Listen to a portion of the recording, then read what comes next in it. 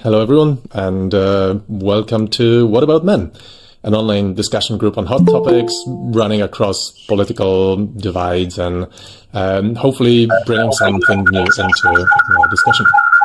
I'm Dr. Simon Vogt. I'm a philosopher, lecturer, and director of Pathforge. It's a nonprofit organization which delivers research-based guidance on forging meaningful, purpose-driven lives and hopefully a fair and equal world. And today we will be talking about loneliness, love, and friendship.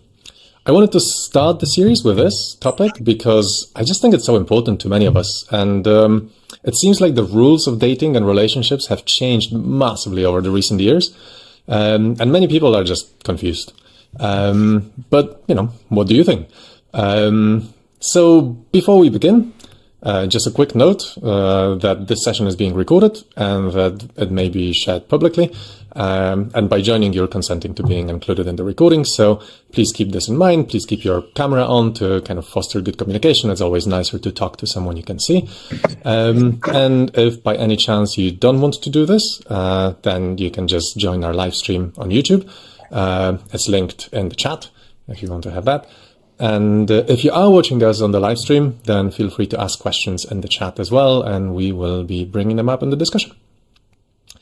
All right, so that's from me. Now over to you. Thank you all for joining us today. Would you like to quickly introduce yourselves? Just to keep it really quick, maybe I have this fun rule for this, which is that you have exactly as much time to introduce yourself as you can do in one breath. So take a deep breath and try to say who you are, where you come from, and why you're here. And as soon as you run out of breath, you run out of time.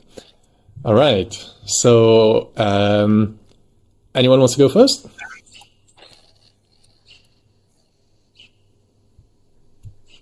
Well, I can start. Go for it. No one wants to stop. Can you hear me? Yep. All right. So let me take one deep breath.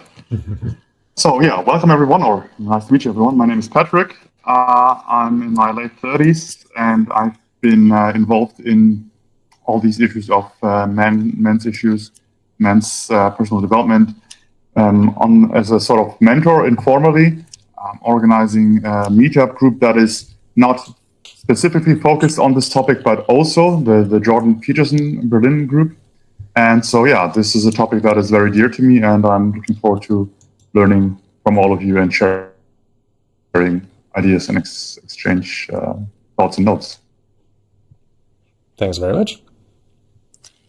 Who would like to go next? Go for it, Robin. Hey, hello everyone. I'm Robin. I don't have any special experience in this field. I have taken part in sharing circles, but mostly they were not men only. All right, thanks. Jack, would you like to share something? Okay. Yeah, I'm hyperventilating. So I'm Jack, and I'm on the East Coast of the United States, not too far from Washington, D.C. And I'm 74 years old. I've been very much involved in male gender issues since 1983 when I started the radio show. Got a degree in social work because I care about the issues that I see being caused by not paying attention to male gender issues. How's that? Very well. Thank you very much. And Julian, you just joined us. Thanks very much for joining. If you'd like, you have one breath to introduce yourself. Say who you are, where you're coming from, and why you're here. Take a deep breath, and as soon as you run out of breath, that's your time up. Can you hear me? Yes. Okay. Hello. My name is Julian. I live in Berlin, and I saw your invitation, Simon, and it's a relevant topic for me as I moved multiple times a couple of years before. So I was just looking forward for the opportunity to exchange perspectives. So yeah, I'm happy to be here. Fantastic. Thanks very much, everyone. All right. So to keep things going, this group is about sharing and forging opinions on difficult topics, and we will read two sets of opinion pieces. And basically the idea is that one of them comes from a more conservative outlet, the other one comes from a more liberal outlet. And here is the selection for today. So that's some readings that I have found, which I think are quite interesting. We will have 15 minutes reading one and then 40 minutes discussing it. Then we'll take a 5-minute break and then we'll repeat with the other. And which one goes first? Well, I don't know. Let fate decide. Heads, the first one. Tails, the second one. All right. Heads. All right. So we're reading the first two that are in here. So why are so many young people single? And then let men speak for men. I'll post them in the chat with the links right now for you. So you'll be able to easily get them. Here they are. And yeah, let's get going. So is there anything else I wanted to say before that? No. Let's go to reading. All right, so first reading round. If you're watching this at a later time or you're streaming it, feel free to pause and read and then resume the video later on, and we will get on with reading now. This is our time up. Did you guys manage to finish reading everything? All good? Fantastic. All right, I am going to skip to the next thing. So here are the rules of the discussion. Basically, I wanted to have some basic discussion rules to make sure that everyone will be having a chance to share their thoughts. So basically, if you want to speak, raise your hand. We will go in the order of raised hands. Simple as that.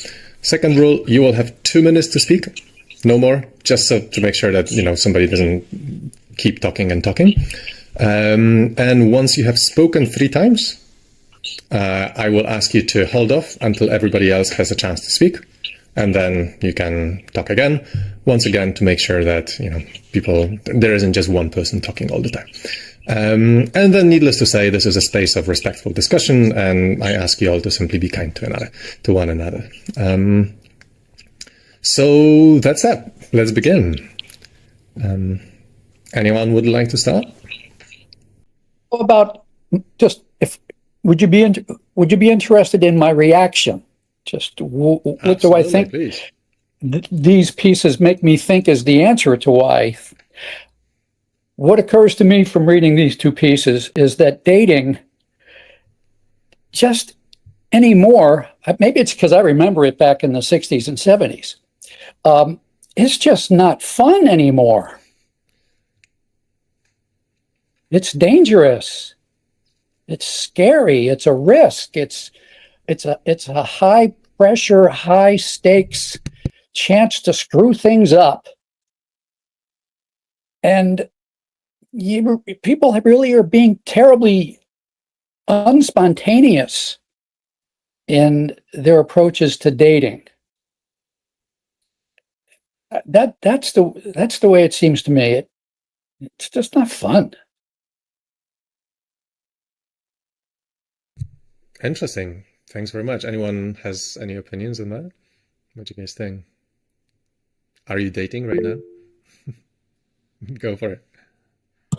Yeah, I'd actually like to follow up with Jack. Thanks for first of all, thanks for joining from a different time zone, I guess, and sharing your perspective from your advanced life experience, which is like, I think that is actually the fact that you are here already is a great signal and an indicator of, or maybe like one possible approach of what might be needed. I think these intergenerational exchanges play a viable role that I think young men often lack. These role models or these mentor roles, whom they can approach with a question of life advice, of experience, of guidance. So in that sense, you're already doing us all a huge favor.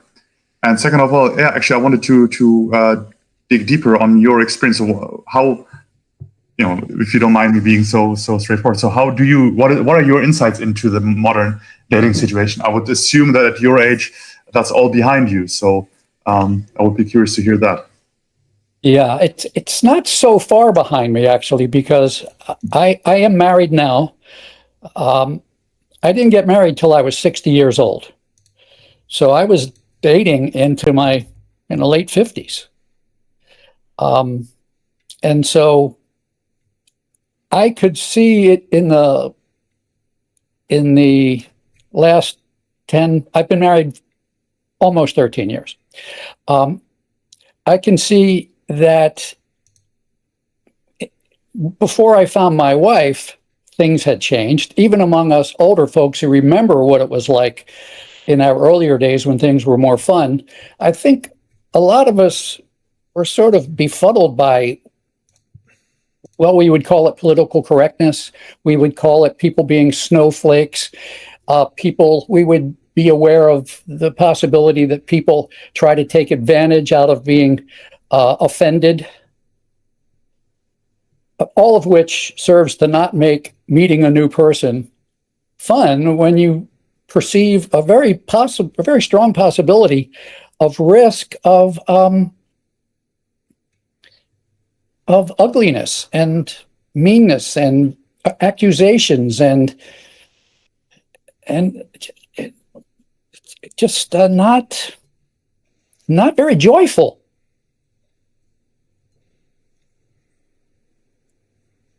And why do you go on a date? You go on a date because you have hope. Well said, yeah. All right. Anyone else wanted to chip in on that? I wanted to say, I read only part of one of the articles and the other one I didn't read. And I just thought, I hope we get to hear a lot from the more experienced folks here, and we don't talk a lot about the articles. So please go ahead and continue.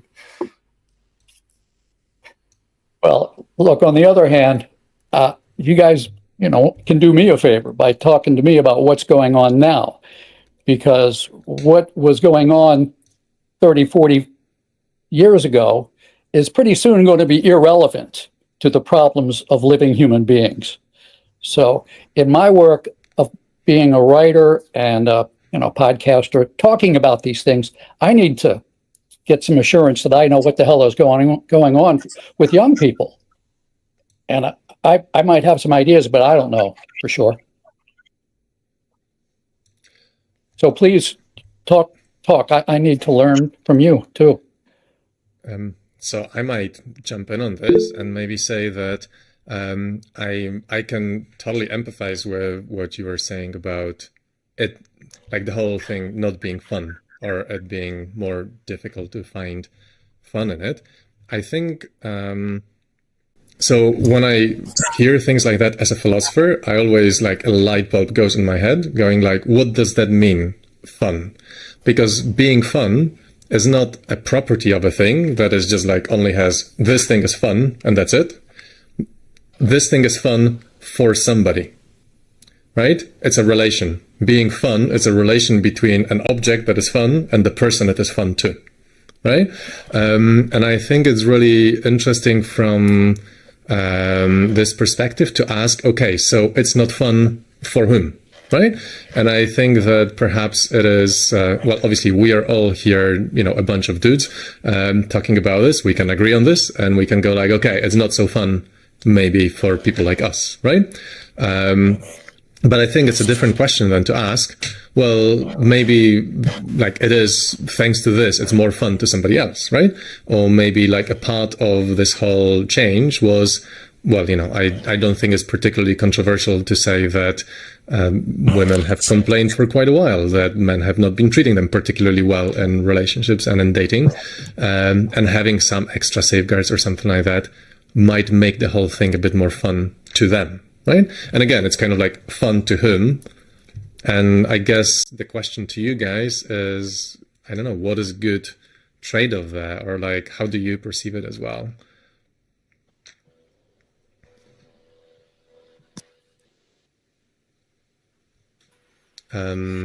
We've got a hand up. Would you like to jump to that? I know that I stole the mic for a moment. No, of course. Could you repeat the last bit that you just said? Well, I'm just curious how you see how you perceive this being fun or being less fun as a thing that is less fun to you, perhaps. But do you what do you think about this being more or less fun to other people as well? Or like, how does this dynamic? Other men or also other women? Like what perspective are you looking? Yeah. Well, I mean, we can also talk about, of course, the female perspective, but I think I would try to focus on the male because I mean this is a group focusing on that, as I understand it. I mean, going back to the articles, especially the first one, the from the critic, I found it a very how you say extensive piece that covered, I think, a lot of ground. Not everything. I think it left a few gaps, but I think so far with most of what I read there, I would agree. It's a reasonable analysis. The fun. I mean, fun. How do you define fun? Is fun something hedonistic? Is it pleasure, or is fun meaning? I think we could first argue on what we were talking about. If we're talking about, in general, having a sort of prospect of success as a young man to find a potential partner, I can imagine that for a lot of men it is less fun, or let's say, I will not use the word fun. I will rather say it's frustrating. Probably, I think there's much more frustration.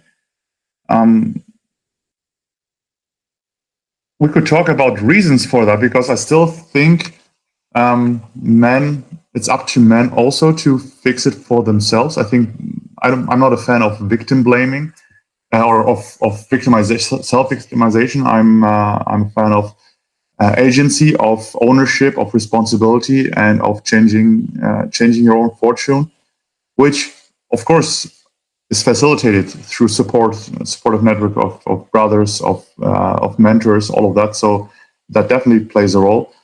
But from my life, I can also remember times where I was not happy with where my life was going, or in what condition I was, even just physically, like struggling with overweight, for instance, as a teenager. And at one point, just taking the decision to change that and starting working out, changing my diet a little bit, without any guidance, actually, just stumbling one step at a time ahead, sometimes 2 steps back, sometimes 1 step forward, learning through that. And I think a lot of men are stuck in a position where it's like they say getting from 0 to 1 is the hardest, and I can definitely empathize with that, because I think it gets easier once you get going, once you have maybe certain level of success, getting a job, getting an education, developing your personality, all of that. I'm gonna stop you just for a moment, because let's try to stick to the 2-minute rule roughly. But yeah, thanks very much for sharing. This is super interesting. Guys, Julian, Robin, do you also have something to add as well? Well, for me, it's kind of hard to say how fun was it in the past and how fun is it now. I cannot compare, because I have not been there in the past. But I have the general idea that there is a lot of fear around now that was not so much there. And to me, in many ways, it's also a bit, I mean, men are dangerous to women in some way.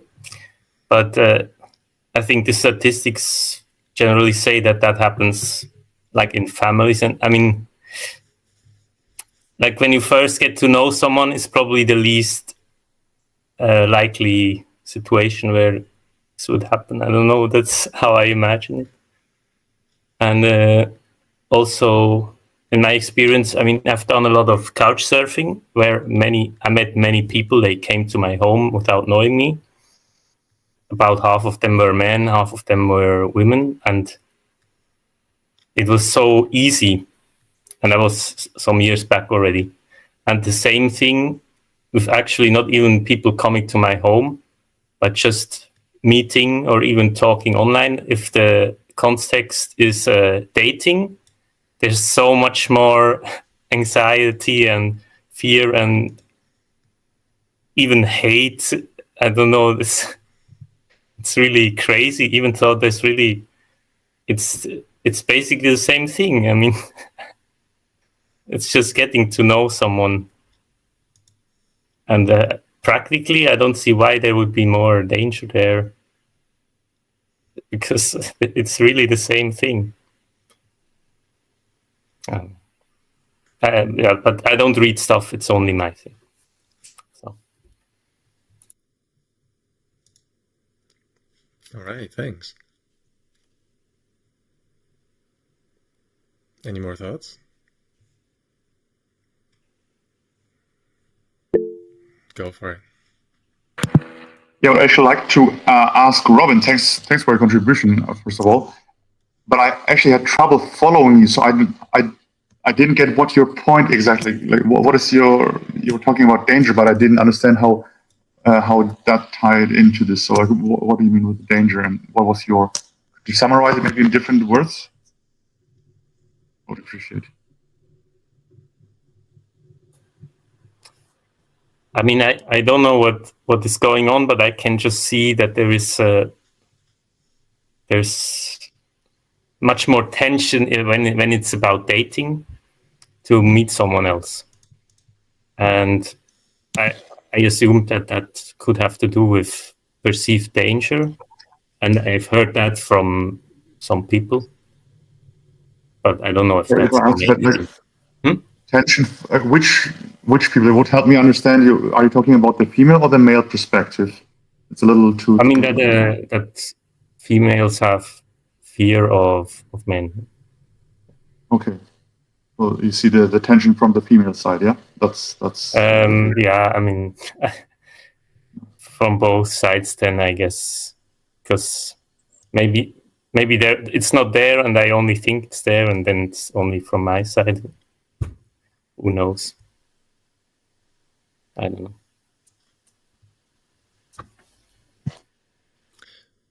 I think that's very interesting as well, if I can just jump in and say that, so far we've been talking about this in a very kind of like heteronormative way, right? As in like relationships being between men and women. But I think it's quite interesting that the text, especially the spectator text, like didn't really make that much different or like distinction in there. As in, it was talking about young people just not having more relationships, regardless whether they're straight or gay or whatever else, right? And I think it's interesting as well because so in here we were kind of focusing on the idea that something has changed in this kind of social way that has made it less fun.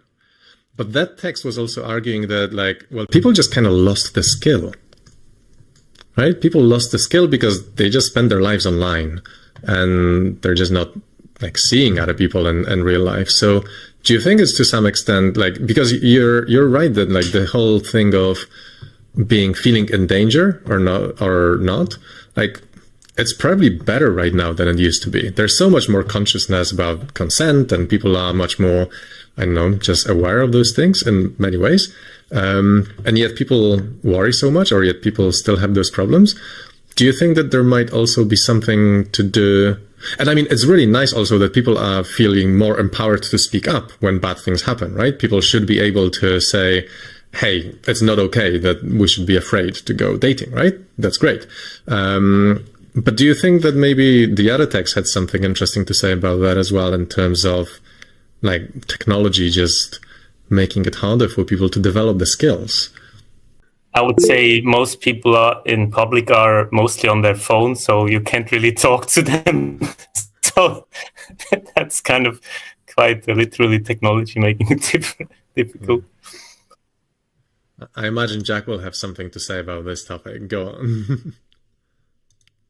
Okay, for me to chime in? Please. Okay.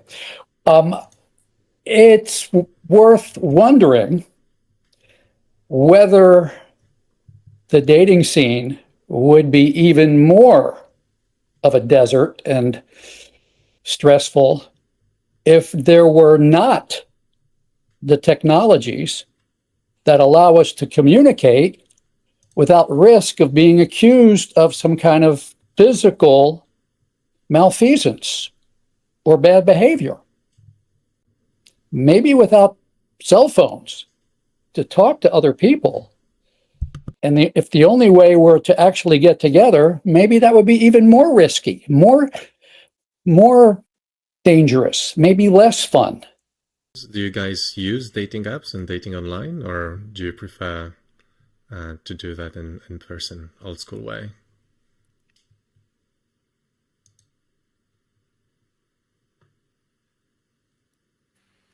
Both. Our old school way, but Yeah. Yeah, do you think so? Interesting what you're saying, Jack, in terms of it being even more difficult that way. In what ways do you mean? I know that, well, let me say this. I think that there are plenty of ways in which women have expressed unhappiness with men in the dating scene. I think we need to open up a lot of space for men to speak about the ways in which they're unhappy with women in the dating space. And just saying that is like, oh, what kind of a guy is he? Could he be a misogynist? You know, there isn't so much encouragement and acceptance and support for men to say, yeah, I really don't know why I am expected to pay for the date.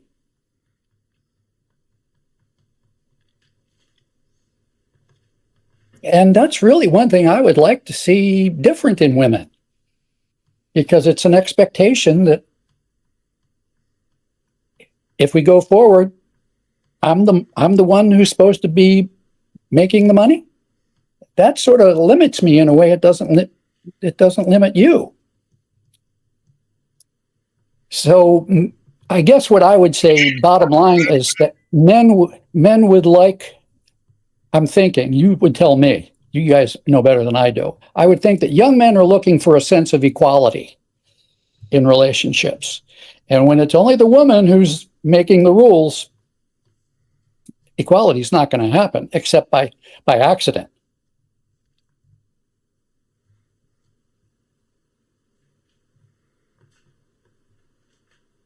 Yeah, Robin? So I also feel frustrated with the whole dating thing, but not really with women. I'm more frustrated with the third piece here, and that's big corporations and their algorithms and whatever intentions lie behind it. Yeah, that's basically who I'm frustrated with, and whom I would like to see not be part of the game, basically.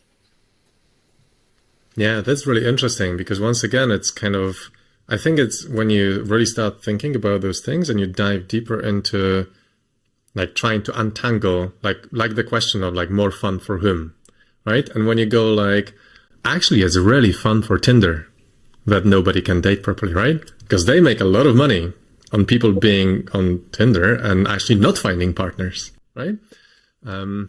So I think the question like fun for whom, I think maybe it's worth considering even from this angle. So thanks for bringing that up. Excellent.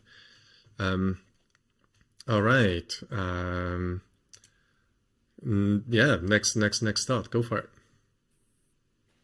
All right. I just noticed it's using my alias, which is not my real name. It's Patrick, but I don't know if I can still change it mid-conversation. So just for all you know, my real name is Patrick. Thank you for the reminder. I was just like, I thought Patrick, but now I know. Thank you. It seemed like you were struggling, yeah. So, but also for the rest of the group. So yeah, you can just call me Patrick, which is my real name. Back to conversation. First of all, I wanted to challenge or to push back a little bit on Jack, or like give my perspective, let's say, because I don't see it as a contribution. I'm doubtful if people really want equality. I think they want equal appreciation, but I think they want is it called complementation, like complementary coming together. And I'm actually fine with taking on more of a provider role, because I think just from biological perspective, it makes sense. The woman being more vulnerable, if there's child upbringing, it makes sense that a woman is more vulnerable, so she has to be able to rely on a man who can provide. That doesn't have to be like 100 to 0. I would actually also appreciate a partner who, if the situation arises, becomes necessary, would be able to contribute in some way. But I don't mind being more of a provider. And coming back to Robin's observations, it was about dating. Well, in my experience, these digital corporations and services, they kind of take away these spaces. And for instance, I remember my grandma telling me that how she met my grandpa was at a social dance event. So my grandpa was a great dancer. So there was a way, apparently, how he could demonstrate his value, his attractiveness through a skill that he took time to acquire. And that's what made him attractive, and that's what gave him the opportunity to meet my grandmother. And I think a lot of men are also just not active in that sense, that they are not pursuing activities that would put them in a social environment and in a place where they can demonstrate excellence or competence in some way. And I don't think apps can replicate that in any way. I think they're actually the wrong way to go. Julian, did you also have something to add? You've been awfully quiet. It's okay, you don't need to, but I don't want to, take the mic away from you there. So far I'm listening. Thank you. All right. I'm going to push back on something in there, Patrick, though, because you said about assuming the kind of provider role and as this being more natural in all of this. I'm generally quite skeptical of the kind of naturalness of it. And I think it's like, we don't live in a world in which you need to fight off Viking invasions and work hard with your muscles to, we live in a world in which the most money is made with brain work or with customer service work or something like that, right? So I think that there was perhaps a time historically in which men were biologically more suited to do a certain type of providing. I just think this time has passed. It's like in today's world, and there's statistics on that as well. Like in the younger generations, women start out earning men right now, and the wage gap is actually shifting, right? So I think it's I think perhaps also goes to the question asked earlier, like fun for whom? Because then, people are looking for the sort of person, like this is a common complaint that you hear from women as well, right? And we will also read that in the text coming in the next section, which is that, they want a certain kind of man. And the kind of man who is kind of adhering to these models of being more of a protector provider, many women say they just don't want that. And that's not fun for them to be dating these sort of guys, right? And then again, it's like fun for whom? Well, yeah, I think it's a rich subject basically to kind of like go. It's not that clear cut in there. But yeah, you have a reply. Go on. Yeah, first of all, I didn't get that last part. It's not a what? Acoustically, I didn't hear that. I was meaning the question is like, again, fun for whom? So there is, is it fun for the women who are wanting to date guys to be dating somebody who is, styling themselves a great provider, but the woman is just like, my job allows me to provide for myself perfectly well. It's just not what I need. So, they're just unimpressed. It's not fun for them to be dating somebody like that. Well, what I read is actually that I agree with you that these statistics that actually young, I think there's someone said it's not a gender pay gap, it's a mother pay gap. So once women become mothers, that's when they might experience difference. Actually, young young professional females are out earning young professional males, it seems. But actually, what I read is a lot that actually even women in a high position, they still have this desire for a man to look up to. And I mean, you're right, we don't live in these ancestral environments anymore, but these instincts were hard coded into us over millennia, over long periods of time. I don't think they go away just because the environment has changed. I mean, you could argue that it would maybe make sense, or we could develop cultural rules and norms to, let's say, encourage acting against it. But still, you see it. I mean, like the idea of hypergamy is still present, and you could expand maybe the attributes that women might find attractive to look up towards in a man. So maybe the financial, economic provision is not the only dimension. But I mean, when will you hear a woman say, "Yeah, my dream man is the man that I can provide for in every aspect. Like he's basically a baby, right? Like an infant that has to be taken care of me in any aspect." I've never heard that. So yeah, that's my take. All right, Julian.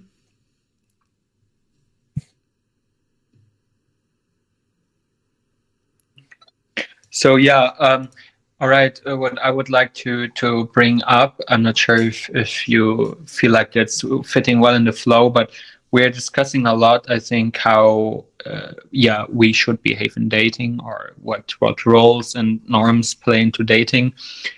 But what about I think, because loneliness is also the topic of the talk. So which role does it even play to find a partner to be lonely? So maybe we can discuss also how, can we be happy without a partner, or what can we be not lonely without a partner, and what you guys maybe think on that. What I would be personally interested. Yeah, very good question. Any thoughts in the last 6 minutes of this session? We can continue in the next one, of course. Go on, Patrick. Thank you. I mean, I raised my hand, but I'm willing to step back if someone else has to say something, because I was just talking. But if no one else has to say, I will take the word. Well, I think the research shows that being lonely is actually a risk factor to shorten your lifespan. We are social beings. You can actually cause a psychopath who's in prison, you can cause him harm by putting him in isolation. So even someone who is completely antisocial, destructive personality, still needs human interaction. So I don't think you can argue with loneliness. I would, in my own experience, I'm someone who's actually pretty good being on my own for extended periods of time, and I think that puts me in a situation where, if I am looking for a partner, I'm not desperate. I can take it slow. I can evaluate what is who I'm getting to know. That's been different actually when I was younger, in my 20s and teens. I was completely different. I would just be happy for any sort of female attention, and would be suffering from rejection and just basically defining my own self-worth through the lens of, is someone interested in me or not?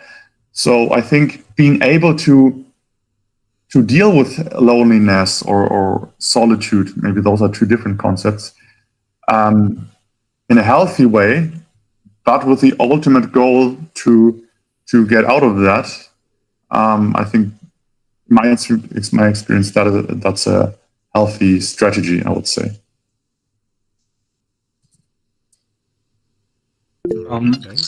Julian? So, I wanted to ask more you guys, not being without social contacts, but can you imagine that maybe it's even more important to have good friends than a partner? So to put loneliness versus not having a partner, maybe it's very different. So but maybe for you it's not, and you feel automatically lonely when you have maybe a lot of friends and nice interaction, but not a partner, and then this is not working out at all just because of that. So that was more my question, which role having a partner plays in the whole having social context sphere, so to say. Very good question, Robin. So for me, there's definitely something that's more important than having a partner, which is finding a community. I want to live in a community on the countryside, intentional community kind of thing. And it's also hard. It's very different, of course, but yeah, that's to me more important. And interestingly, also, whenever I am in such a place, I feel that dating there is much easier. And it's because, if I'm not there, I'm usually in a big city, Berlin. And I don't know, to me, it's really, I think dating there has a lot to do with using the right mind tricks. And because it's like there's so much competition, and some people just use psychologically very efficient tricks, and kind of that's how I feel. And in the community, I am basically attractive when I'm chopping wood or cooking or whatever, doing nothing that needs any special skill.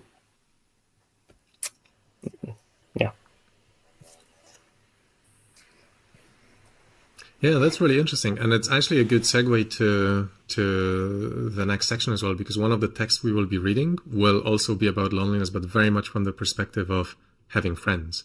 And I think one of those texts that we read right now was also mentioning that, 1 in 4 men don't have, or young men don't have any close friends. 1 in 5 say that nobody really knows them, and this sort of thing. I think it's really important to remember that loneliness extends far beyond just not having romantic partners and dating. And I think a lot of the time we put a lot of stress on the dating side of things and kind of expecting a partner to do all of the work on making us not lonely. Well, actually, we should potentially, there's other ways to do that, like community, like you're saying, or like what Julian was saying as well. And I think potentially that ties also with the question of fun to whom. Because I guess if some guys are coming to this from the perspective of like, I'm looking for someone who will satisfy all of my, loneliness, pushing away loneliness needs, and this one person has to do all of it, and I will not have like also friends and community and all of that, then, well, that's a lot of pressure on this one person. And this one person might say, well, that's not actually fun for me. Right? And then, yeah, I think that's a really, really interesting point, actually. Thank you very much for raising it. All right. I think that was a really cool discussion. Thanks very much, guys, for like kind of bringing some nuance into this. I'm really curious what you will think about the other set of readings, because they obviously take a different perspective on all of this and kind of like put the pressure on different points. So yeah, let's take 5 minutes just to. If you watched any of my videos, I'm really into tea. I need to refill my teapot. So let's take 5 minutes, breathe a little, and come back to it. Fantastic. And at some point, I would love to hear the philosopher's analysis of the fun for whom question. Yeah, gladly. Well, maybe it will come up in the discussion coming forward then. Yeah. And also the question you raised, what is fun? Yeah.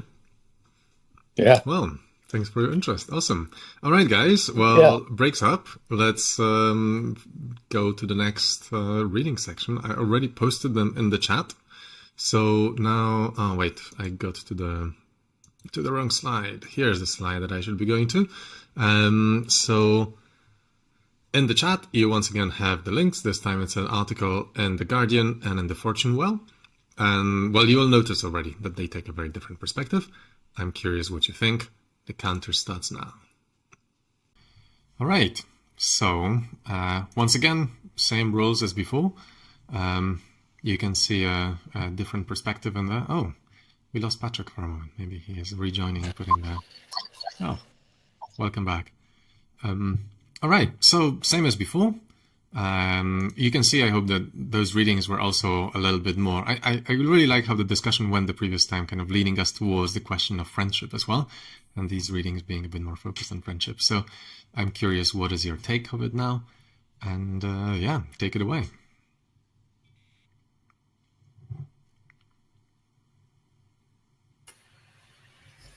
Robin, go on. Yeah, so I liked the mention of community, of course.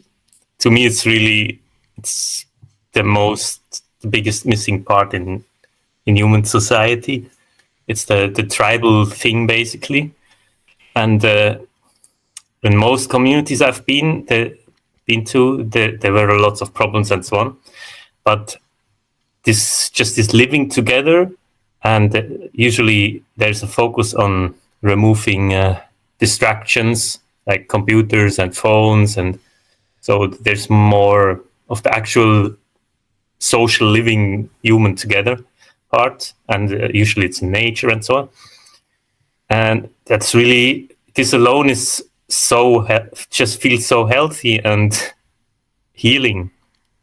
And yeah, and it's something that just doesn't compare to, I mean, maybe it compares to having a good big family or so, I don't know, but it doesn't compare to sharing a flat in the city or something. Like, it's just, I don't think there's anything that compares to that. And yeah, I mean, also one thing I thought about, that probably when Jack was younger, he was probably living in a bigger family, and there was probably just more social life, I imagine, than most people that grow up nowadays. If they're lucky, they have an atomic family. Okay. I grew up in a pretty dysfunctional family, Robin. My father became an alcoholic, and in large part, seeing him not as a villain, but as a person who was suffering from societal expectations of men, especially men who've got 7 kids. It's the reason I'm very interested in seeing what we can do to open up options for how men will find their happiness and demonstrate their worth and their love. So, yeah, there were some TV shows about happy families. Leave It to Beaver, Ozzie and Harriet. I don't know if you ever saw them over there, but yeah, there was a lot of dysfunction in American families back in the day. And I think that also, which is not at all to take away, Robin, from your idea that community, when it's good, is really, really good, beautiful, important. It's what makes life worth living, right? I think just to note also, when you talk about dysfunctional families, and I mean, obviously this happens across time, but it also is related to the question, fun for whom, right? If you're in this sort of family, you're technically not lonely, but is this right? And then the question is, well, what's the worst thing, right? Is it worse to be in this sort of thing, or perhaps, risk getting in this sort of thing because of the way dating is structured, or the way, you are or you're not taking into account all of those other things that people bring into the dating scene.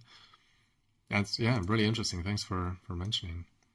So maybe I'll ask a question on that. What do you guys think? Because I think that both those tags were quite different in their tone, in that they focused on the sorts of ways in which men make themselves lonely, or the sorts of things we do which actually prevent us from, getting the connection that we would want, be it friendship or be it love. And it's kind of shooting ourselves in the foot a bit, right? So the traditional, I should give myself a time as well. The traditional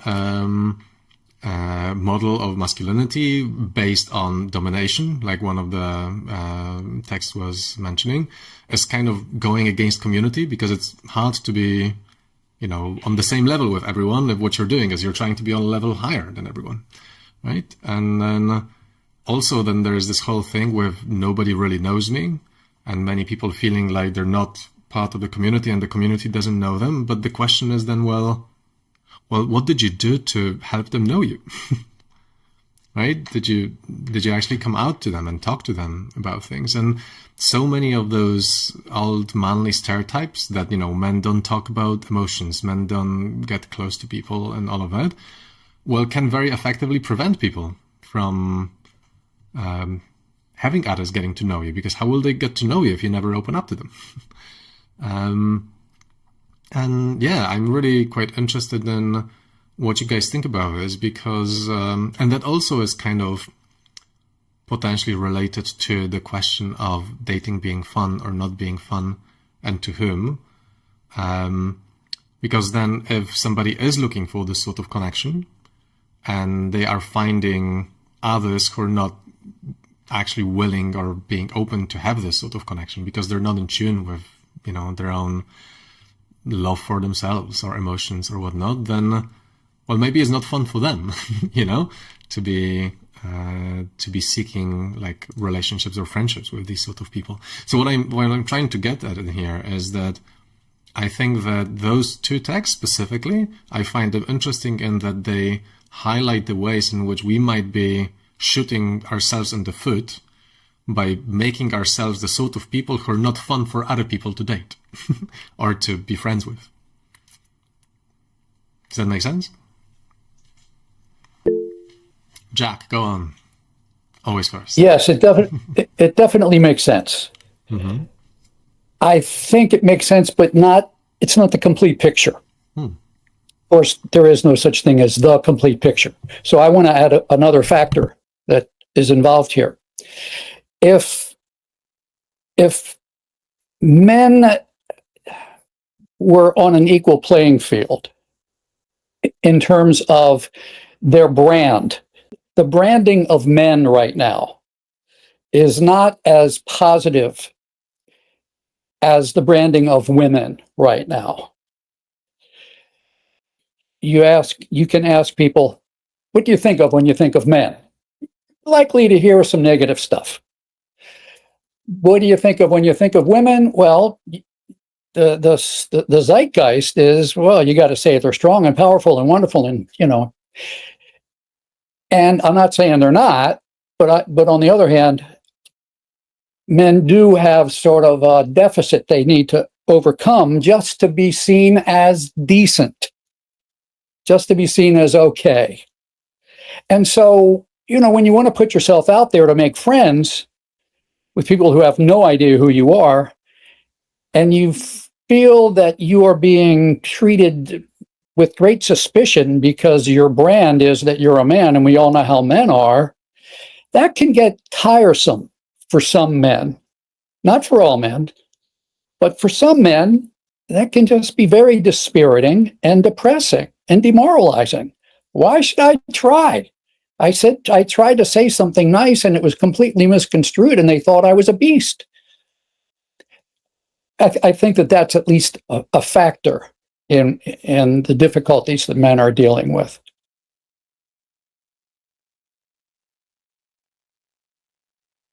Thanks very much. Robin? Well, I want to say something else, but now, but it was about being alone.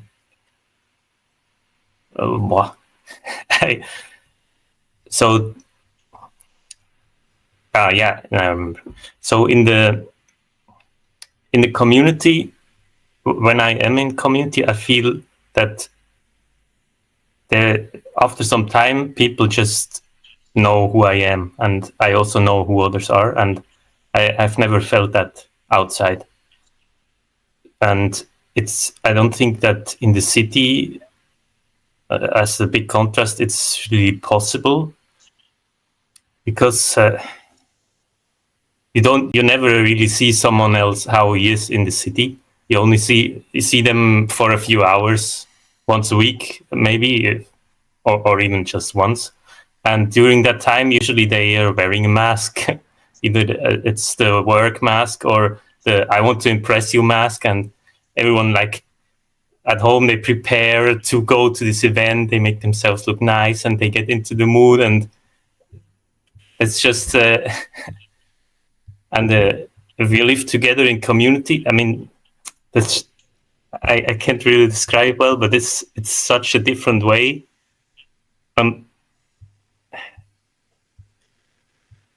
Yeah, I mean, you basically have to know how to make yourself look nice and interesting, and in a short amount of time in the city, and that's something that's not really useful to.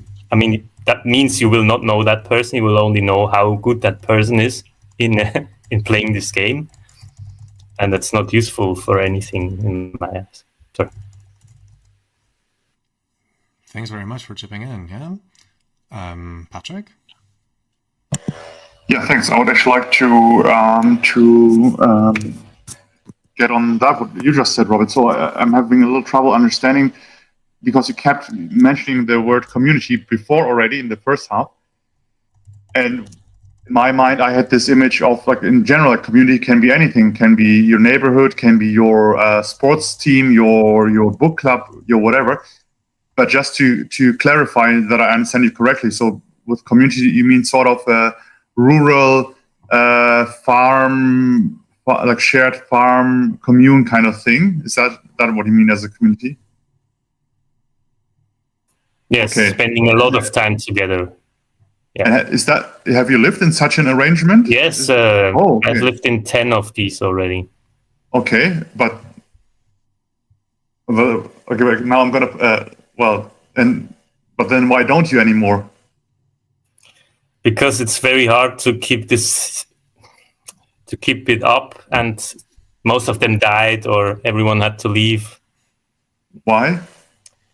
Most of them were owned by one or two people, and that doesn't work. So I'm not the last one, and all the next ones will be commonly owned. Okay, so you're planning actually to I want to live in such a place, yes. Yeah. And also, the statistics say that 9 in 10 die within the first year. Yeah. I read an article recently, because I think it's among a very financially successful, for instance, like tech founders and people from the tech industry. It's sort of this interest to go to live in such a arrangement. But then I read this article where often then they are disillusioned that reality is not as they romanticized in their head, which kind of like when you said, no, you lived in 10 of those instead of my idea. If I would live in something like that, I would hope that it's more permanent.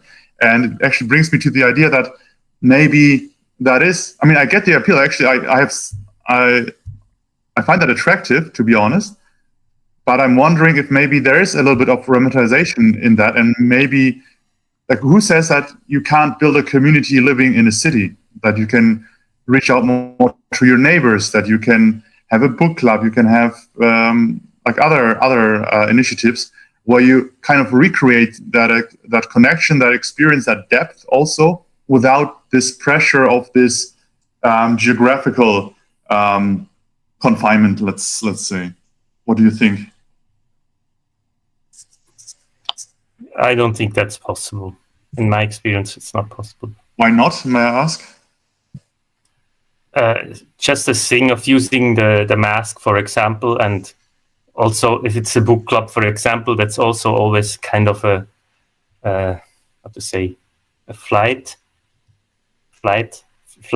fleeing into this, this nice happy space where you all are interested in the same thing, and it's not really sharing a life, which to me community means sharing life and getting to see the person as a whole. Also their ugly parts and so on, and yeah, that's not possible in such a setting. I think it's interesting, if I may jump in, from the perspective of what Robin started with, which is that when people meet in the sort of spaces that are designed to be about something, like a book club or a job or something else, they put on a mask. And they are not really fully themselves. They are kind of a persona that they want to project at others. And when we're on social media, we definitely do that a lot as well, right? Whereas I think it's interesting because if you kind of like really live with people and you see them not just in a book club, but you see them, I don't know, running around because they lost their pants or whatever, right? Then you see a different face of them. Or maybe it's more likely that you will see the real face of them. So I think that there is an interesting thing in that. And what I wanted to maybe draw your attention in that as well is that this is something that in the text was raised a little bit as well. And even in the previous one, in the previous set, which is the question of loneliness a question, a personal question or a systemic question? Like, are we lonely because we personally fail at something or we're not good enough at something and all that? Or are we lonely because we live in a society or we use technologies or we are systemically embedded in like systemic situations which just push us in this direction? Once again, who has the most fun? Well, Tinder has the most fun because they make the most money on this, right? But why? Well, because they created a system that we are all using. Yeah, I think it's really interesting from that perspective, Robin. Yeah, for me, it's the system. There's no question for me. Like you say, and it's not just since social media. I mean, the system always has an interest of divide and conquer, basically. They destroyed tribes, family, and separating to dominate and control and create better slaves or whatever you want. Harsh, Julian? Yeah, I also believe that it's a systemic thing, because maybe also since very long, but if I imagine how people may have lived before we gathered in cities, or how people still live in more ancient forms of living in indigenous communities, etc. What comes to my head is that you actively have to do something wrong and be kicked out of society to be lonely. While this is not the case in modern world, I feel like here we have to work a lot to actually not be lonely.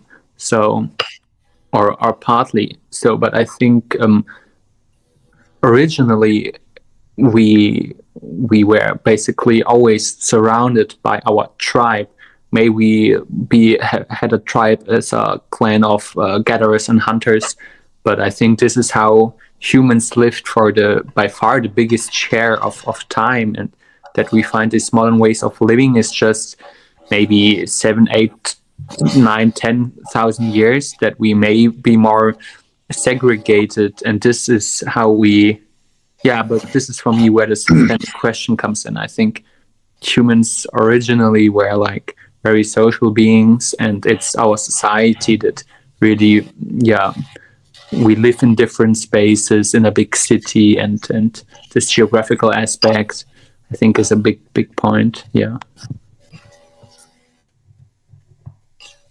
Yeah, thanks. Anyone wants to follow up on that?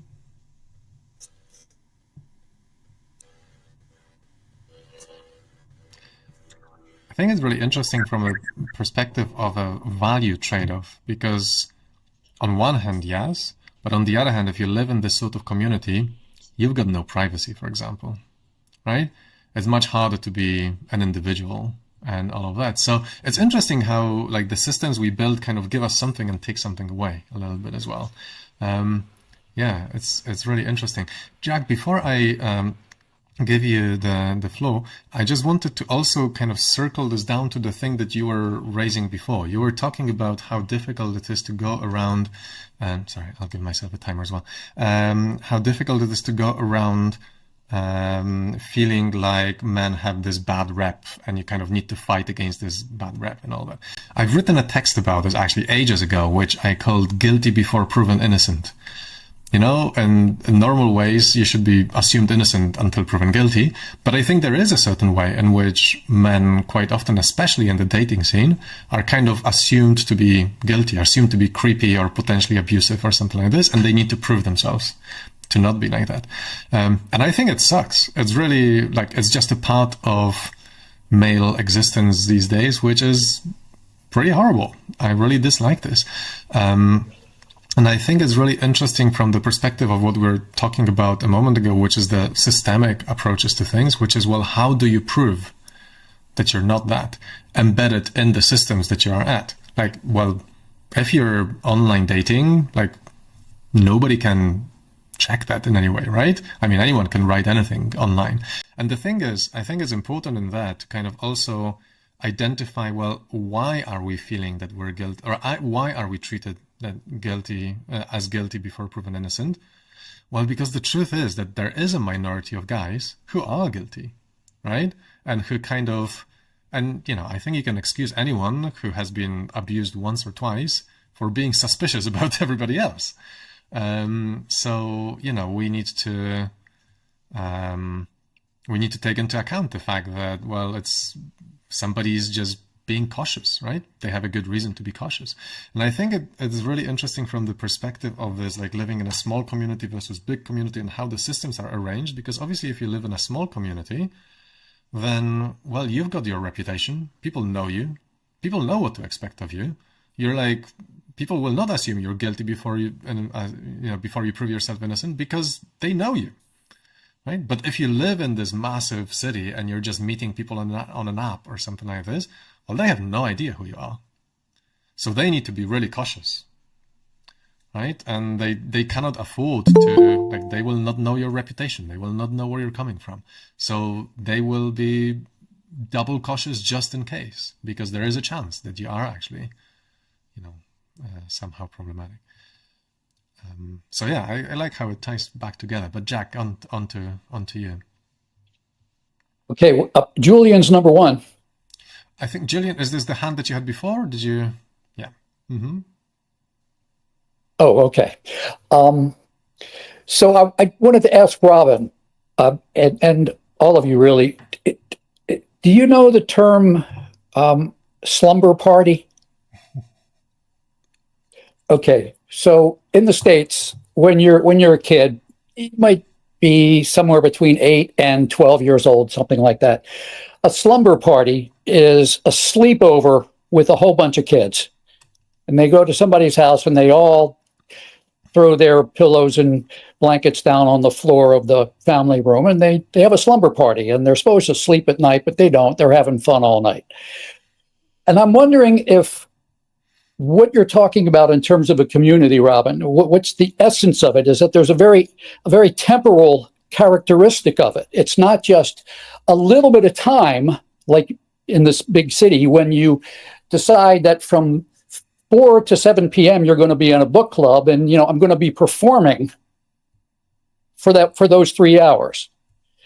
Whereas in your community, it's 24/7, and like Simon said, there's a good chance somebody's going to see you naked, with your pants down, and that's one of the beautiful things of being in a community where you're not performing, you just are. I mean, you just give it up, because the truth about you is going to be revealed pretty soon.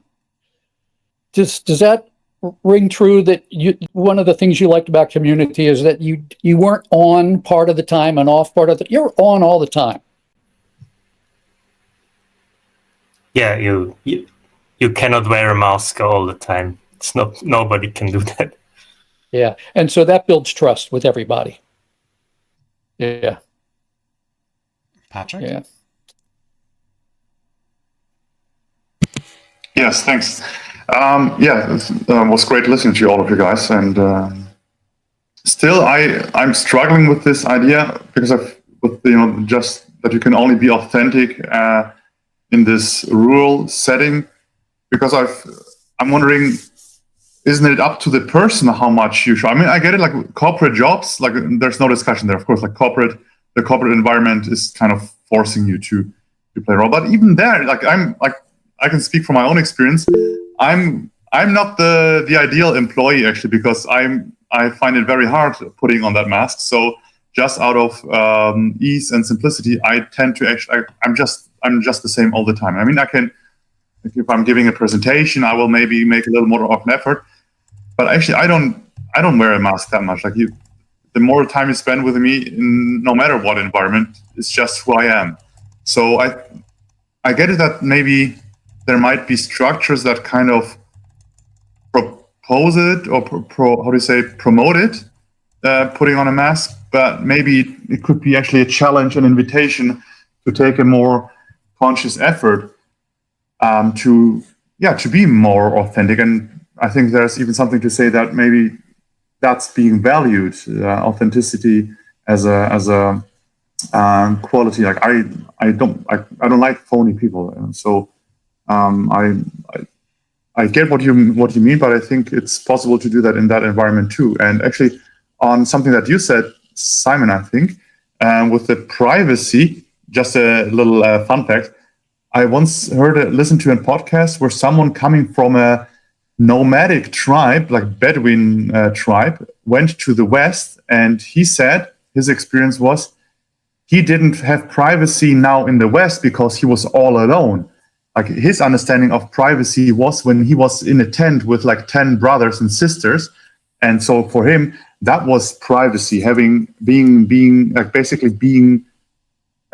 in the eyes of other people all the time, but people who you are close to, which always stuck with me because it's such a contrary concept to, I think, how we in urban Western societies value or view privacy. Yeah.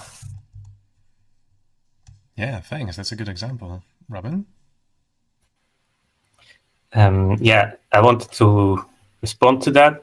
And it's true, you can also be authentic there in the city, but nobody can really know whether you're authentic or not. I mean, there could be 10 people, maybe 2 of them are authentic, maybe all of them are authentic, but you can't really trust in that. And usually also, if there are like 2 people that are not authentic, they will most likely overshine the others, because it makes sense to be not authentic in a way that's more shiny. So that's usually the case. Yeah. And about the privacy thing, I don't think that's at all the case that you have less privacy. I mean, in almost all the communities. But you do have less anonymity, basically, or you don't have this possibility to not be seen if you don't want to be seen. Yeah. All right. I've got some thoughts, but Julian, maybe you wanted to say something. I don't want to jump in too much too quickly.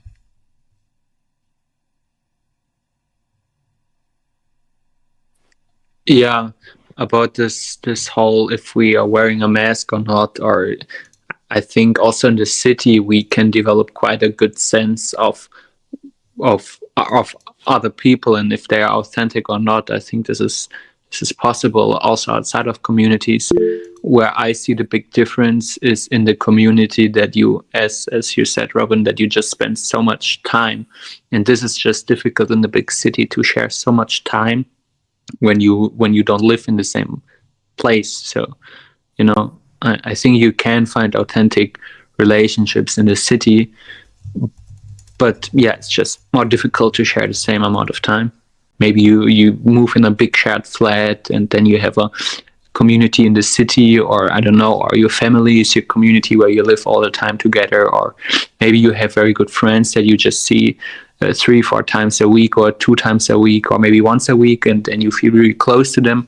I think this can also be fine, but yeah, this is my take on community in a city. So I think it's possible to be authentic in a city and to recognize whether others are authentic in a city. I think this is possible. Yeah, thanks. I'm going to jump in quickly before I pass on to you, Patrick. I think that it's important to remember also that like we're creating a dichotomy in here between the kind of community life and city life. And it's not black and white, of course, right? It's not like you have all of the authenticity in here and none of the authenticity in here. It's a matter of degree, right? And you can obviously arrange your life in the city in such a way that you will have more of it. You can, live close to your friends. You can see your friends often. You can, I don't know, be friends with your workmates, or you can also live in a village community or whatever and be quite recluse and not actually see people, right? So I think it can go both ways. It's important to not see it like as super black and white. I really like the example with the privacy and the nomadic, the person from this nomadic tribe. And I think this goes really to show how much the systems that we're embedded in determine our thinking. It's once again kind of like it's determined systemically whether we see ourselves as able to be in a community or lonely or something like that. So that was really interesting. But the main point I wanted to raise was about this kind of wearing or not wearing a mask, and how this can prevent us from being of feeling lonely or not feeling lonely. And once again, that also shows that it's not so black and white. You can perfectly well wear a mask while you're in a very small community as well, right? You just never let people in. And I think this is actually kind of bringing this back to the question of men and masculinity, because while it's part of, the manly thing to always appear stronger than you are, right? Or always kind of be more, it's wearing a mask. Yeah, it's kind of not letting people in. So I think that in some way, I also think this comes back to this potentially shooting ourselves in the foot thing, right? Where we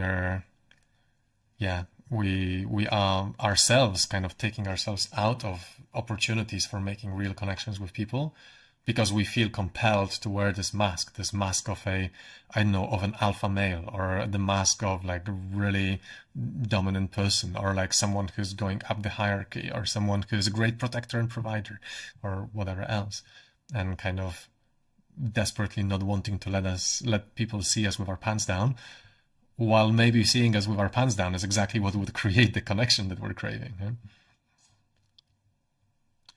Anyway, I'll pass it on to you, Patrick. Thank you, Simon. My plan initially was to talk about the 2 articles, but now I want to jump on what you were saying. I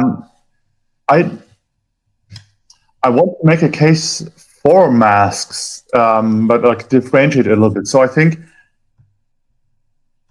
I get the idea that being trapped in a mask and not being able to ever let it down, I think that is destructive. But what I would like to propose is that maybe that's just part of growing up, maturing, and taking more and more responsibility. Let's say in a community where you maybe become you also take a role as a patriarch or not, even also as a woman. That's not even a gendered issue. I think women can also be required to wear a mask, where I think it's what the situation demands from you. When I will come back to the male perspective because it's just closer to me. But let's say you're a firefighter. Maybe your job requires you to, for a moment, to be able to wear that mask to fulfill your job, and that can also be as a mother. Maybe when your child is screaming and you have to get up and breastfeed it. Maybe that's not what you want, from your authentic perspective, because it's exhausting, it's stressful, or maybe the baby has trouble getting the milk, or all of that you can imagine.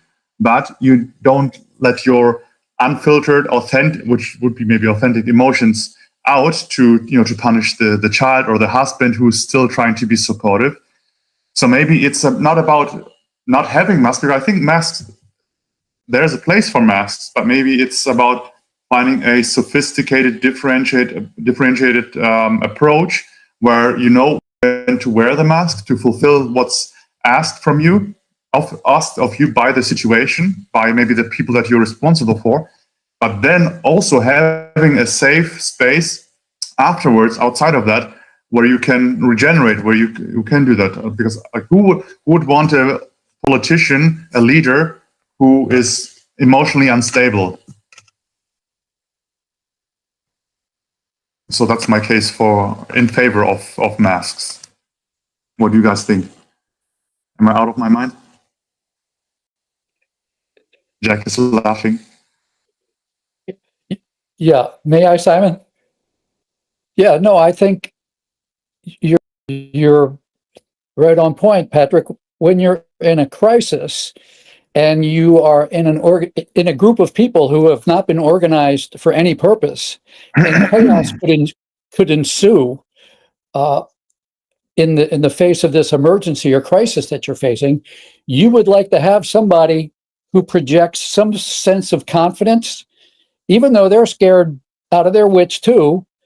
But they say, we can do this. And that can be life-saving. So yeah, it's not all one or the other.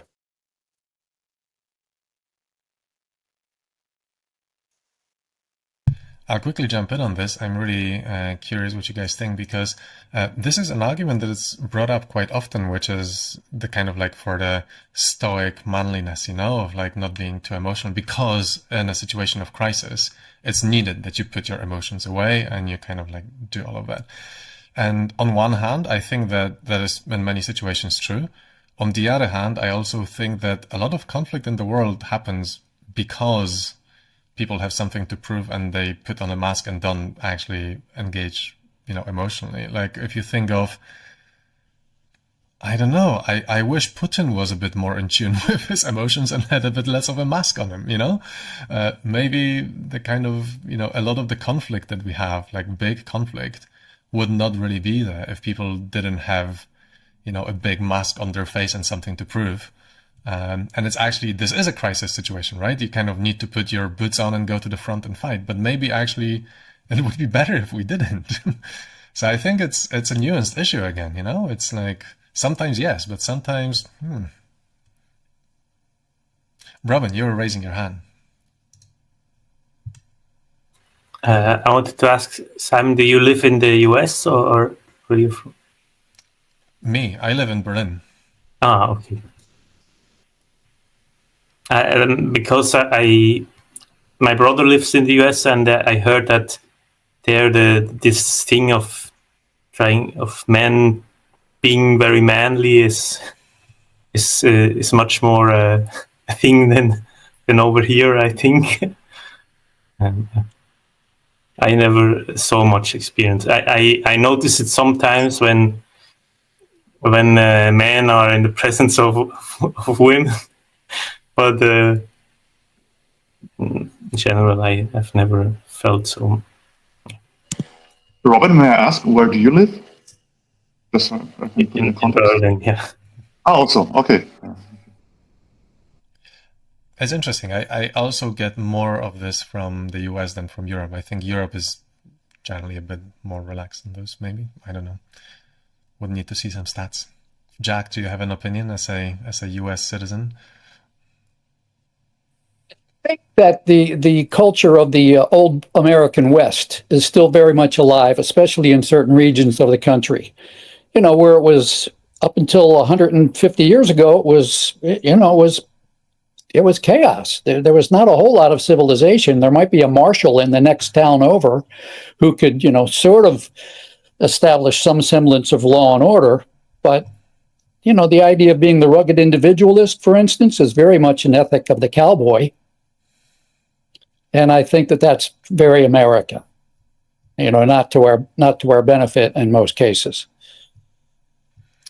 I think it's once again an example of how the systems we're embedded in determine kind of how we are as well, right? And yeah, can also determine such personal things as, it kind of trickles down, right? There is the system tells you how you're meant to be, when you're meant to wear the mask, when you're not meant to wear the mask, and that ends up in determining whether you feel lonely or not. So thanks, guys, for a great and interesting discussion. We're at the end of our time for today. I think we could be going forever, but this has been really interesting, and I feel like we've kind of really got on with it. So thank you for your presence and for such interesting thoughts.